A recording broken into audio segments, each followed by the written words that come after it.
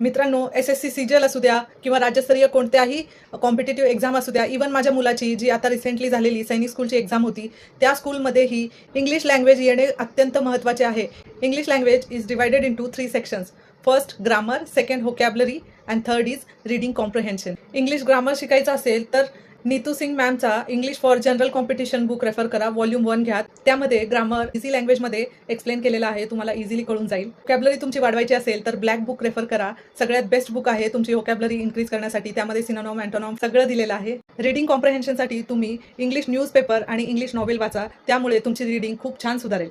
मित्रांनो, 100 नाही 1000% मान्य करते की आपल्याला कोणतीही लँग्वेज किंवा कोणताही सब्जेक्ट शिकण्याआधी खूप अवघड वाटतो. पण जेव्हा आपण एखाद्या सब्जेक्टच्या मागे किंवा एखादी गोष्ट शिकण्याकरिता कन्सिस्टन्सीने मागे लागतो आणि आपण रोज त्या गोष्टीची प्रॅक्टिस करतो, रोज अभ्यास करतो, तेव्हा ती गोष्ट आपल्याला आल्याशिवाय राहणार नाही. या जगात तुमच्यासाठी काहीच अवघड नाही आहे. करणाऱ्यांसाठी या जगात काहीच अवघड नाही आहे. फक्त काही महिने कष्ट करायचे आहेत आणि तुम्हाला आयुष्यभराचा आराम मिळेल. धन्यवाद.